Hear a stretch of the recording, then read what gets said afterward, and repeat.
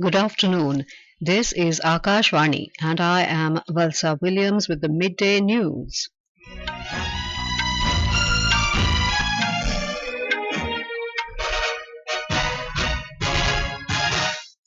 The headlines: Prime Minister Narendra Modi to address G7 outreach summit at Apulia in Italy today, to also hold series of bilateral talks with world leaders on the sidelines. Special Indian Air Force aircraft carrying mortal remains of Indians who died in building fire in Kuwait reaches Kochi in Kerala. 6 persons killed and around 2,000 tourists stranded as landslides and rain wreak havoc in Sikkim. IMD says heavy rainfall to continue over Sub-Himalayan West Bengal, Assam, Meghalaya, Sikkim and other parts of northeast India till the 19th of this month. United States and Ukraine sign long-term security agreement on the sidelines of G7 summit. Annual 5-day Hajj pilgrimage begins with the arrival of 2 million people from across the world in Saudi Arabia.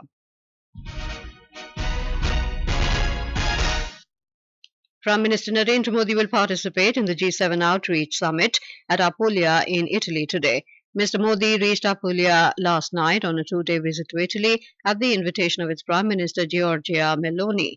India has been invited as an outreach country.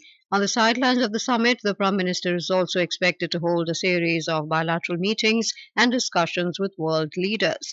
Mr. Modi is scheduled to hold bilateral meetings with French President Emmanuel Macron, UK Prime Minister Rishi Sunak, German Chancellor Olaf Scholz, Italy's Prime Minister Giorgia Meloni, Japanese PM Fumio Kishida and Ukrainian President Volodymyr Zelensky. This is Prime Minister Modi's first overseas visit after assuming office for the 3rd consecutive term. We have more from our correspondent. This will be India's 11th participation in G7 summit and Prime Minister Modi's 5th consecutive participation at the G7 summit. India's regular participation at the summit clearly points to increasing recognition and contribution of the efforts that India has been consistently making in trying to resolve global challenges, including those of peace, security, development and environment preservation. Prime Minister's participation in the summit would also provide a timely opportunity to follow up on outcomes of the G20 summit held in India last year. Besides India, Italy as G7 presidency has also invited Algeria, Argentina, Brazil, Egypt, Kenya, Mauritania, Saudi Arabia, South Africa, Tunisia, Turkey, UAE and some international organizations including the United Nations. Suparna Sekia, Akashvani News, Delhi. In his departure statement, the Prime Minister said the government is committed to consolidate the India-Italy strategic partnership and bolster cooperation in the Indo-Pacific and Mediterranean regions. Mr. Modi said he is glad that his first visit in the 3rd consecutive term is to Italy for the G7 summit.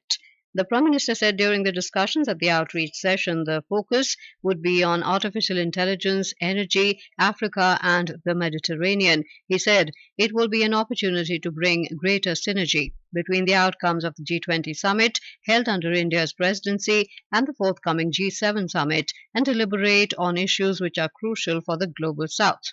G7 consists of Canada, France, Germany, Italy, Japan, the United Kingdom and the United States. The Special Indian Air Force aircraft carrying the mortal remains of 45 Indian nationals who lost their lives in the devastating fire in Kuwait landed at the Kochi International Airport in Kerala this morning. The remains of 45 Indian nationals were flown back home from Kuwait. The bodies of 31 victims were deboarded at the Kochi International Airport. The tragic fire incident took place at a labour housing facility in the Mangaf area of Kuwait on Wednesday. Our Kochi correspondent has the details.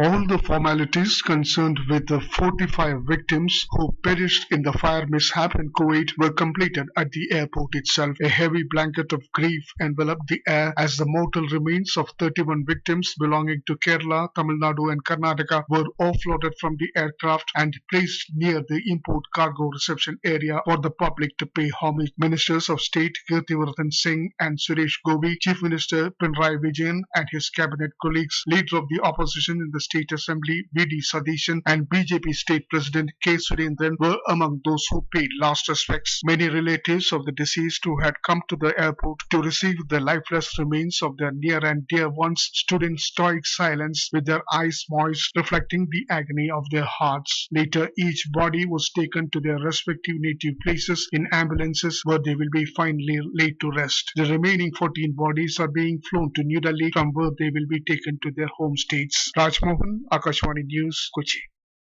Talking to media, Minister of State for External Affairs Kirtiwardhan Singh, who coordinated with the Kuwaiti government for the early repatriation of the mortal remains of the deceased, thanked the Kuwaiti authorities for all possible help and full cooperation in early repatriation of the mortal remains. The bodies could be brought back as soon as possible, and in the hospital we are told that His Highness has called up the hospital people and the Minister for Health personally, and the Minister of Health has himself done rounds of the hospitals where the victim people injured are being treated. The Kuwaiti government is taking this incident very seriously, and they're taking all possible steps. They're making inquiries as to how it happened so that this kind of a tragic incident is never repeated again. And they assured us that they will take all possible steps.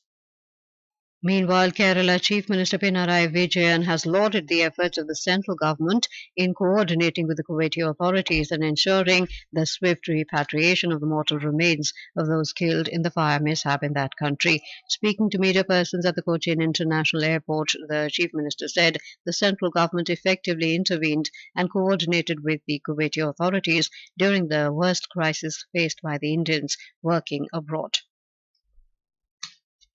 Joel Oram today assumed charge as the Minister of Tribal Affairs in New Delhi.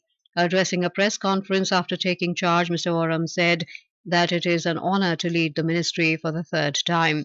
Highlighting the basic needs of tribals, the minister said it is the priority of the ministry to intensify the network of education and boost the health sector in tribal regions. इतना बड़ा education का infrastructure और एक network travel area में खड़ा हो रहा है, ये सबसे प्रायोरिटी काम है।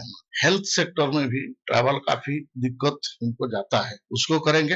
इलेक्ट्रिफिकेशन तो काफी हो चुका है, लेकिन फिर भी अब जो बाकी है उसमें सोलर में हम लोग जाके उसको कवर करेंगे। कम्युनिकेशन, प्रधानमंत्री ग्राम सड़क योजना के कारण बहुत सारे गांव जुड़ गया है, लेकिन फिर भी इसमें से आर्टिकल 275(1) में से हम स्पेशल ग्रांट देके भी बहुत सारे पुल पुलिया हम लोग बनाते हैं, इरिगेशन का फैसिलिटी भी बनाते हैं। Raksha Mantri Rajnath Singh has reached Vishakhapatnam to participate in the Day at Sea program on board INS Jalaswa, an amphibious transport dock under the aegis of the Eastern Naval Command. This is the Raksha Mantri's first visit to the East Naval Command after taking charge as the Defence Minister for the second time. The Supreme Court today sought responses from the Centre and the National Testing Agency (NTA) on a plea seeking a CBI probe into allegations of question paper leak and other irregularities in the NEET UG 2024 examination for admission to undergraduate medical programs. A vacation bench of Justices Vikram Nath and Sandeep Mehta, which was hearing a PIL, also sought responses from the Central Bureau of Investigation (CBI) and the Bihar government within 2 weeks. It said the PIL will also be taken up with other pending ones on the 8th of July. Education Minister Dharmendra Pradhan has said the central government is committed to protect the interests of NEET examinees. He assured the students that all their concerns will be addressed with fairness and equity and no student will be at a disadvantage. In a social media post today, Mr. Pradhan said facts related to NEET examination are in cognizance of the Supreme Court. He said the central government will take all necessary actions for the well-being of students as per the directions of the Supreme Court. This is Akashwani giving you the news. For quick news updates round the clock, follow us on our Twitter handle at AIR News Alerts. In Sikkim, at least 6 persons were killed and 2,000 tourists are stranded as massive landslides triggered by incessant rainfall caused devastation at Mangan district. Surging water levels of the Tista River led to the collapse of both an old suspension bridge and a newly constructed Bailey Bridge at Sangklang, cutting off the crucial connection at the Zonggu region of North Sikkim. In Namchi and Gangtok districts, various rural roads have been swept away due to heavy rainfall. The Indian Meteorological Department (IMD) has said that heavy to extremely heavy rainfall will continue over Sub-Himalayan West Bengal, Assam, Meghalaya, Sikkim and other parts of northeast India till the 19th of this month. Meanwhile, no respite from heat wave is likely over northern parts of the country. The IMD has issued a red alert warning for some parts of North India, including Jharkhand, Bihar and Uttar Pradesh today. Speaking exclusively to Akashvani, IMD scientist Dr. Soma Sen said heat wave will continue to prevail over Jharkhand, Bihar and Uttar Pradesh. Very heavy to extremely heavy rainfall हम उम्मीद कर रहे हैं सब Himalayan waste Bengal और असम मेघालय के लिए, जहां ऑरेंज से लेके रेड अलर्ट चलेगी अगले 4 से 5 दिन यानी 14 से 19 जून तक। और हीट वेव रिलेटेड अलर्ट है। आज यूपी, बिहार और झारखंड यहाँ रेड अलर्ट चलेगी। कल से बिहार, झारखंड में ऑरेंज अलर्ट हो जाएगी और उसके बाद से येलो अलर्ट। मगर उत्तर प्रदेश में रेड अलर्ट चलेगा 4 से 5 दिन तक। In some international news, the United States and Ukraine have signed an agreement laying out Washington's long-term security relationship with Kiev on the sidelines of the G7 summit in Italy. US President Joe Biden and Ukrainian President Volodymyr Zelensky signed the bilateral deal that comes after 15 countries concluded similar long-term security agreements with Kiev, including Britain, France and Germany. According to media reports, the agreement broadly regulates cooperation between the two countries at all possible levels, including with regard to military equipment, training and maneuvers. However, the agreement makes no promises to supply specific weapon systems to Ukraine. About 2 million pilgrims from across the world are converging at Mina in Saudi Arabia as the annual 5-day Hajj pilgrimage began today. More than 1,75,000 pilgrims from India are participating in the pilgrimage.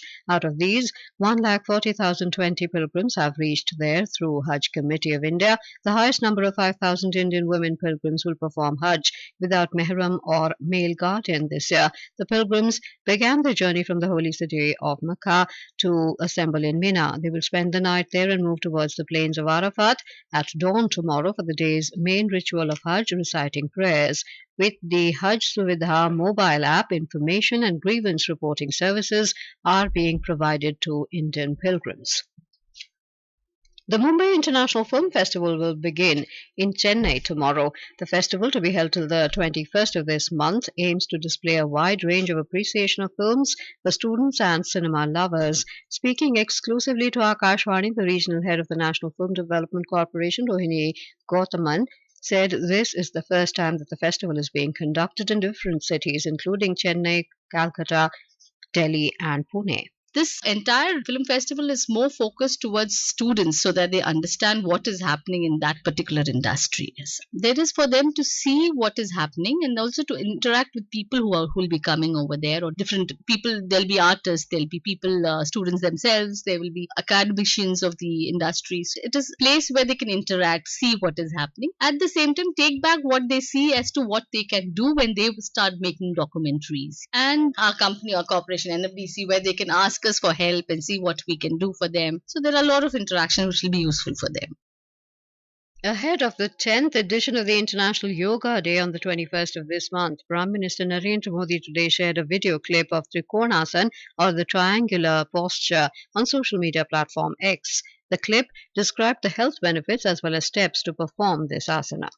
In cricket, Afghanistan defeated Papua New Guinea by 7 wickets in the Group C match of ICC Men's T20 World Cup in Trinidad this morning. With this win, Afghanistan secured a spot in the Super 8 along with the hosts, West Indies from Group C. Now the spotlight will be on the second match of the day, where the United States will clash with Ireland in the Group A clash in Florida.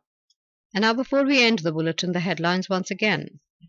Prime Minister Narendra Modi to address G7 outreach summit at Apulia in Italy today, to also hold a series of bilateral talks with world leaders on the sidelines.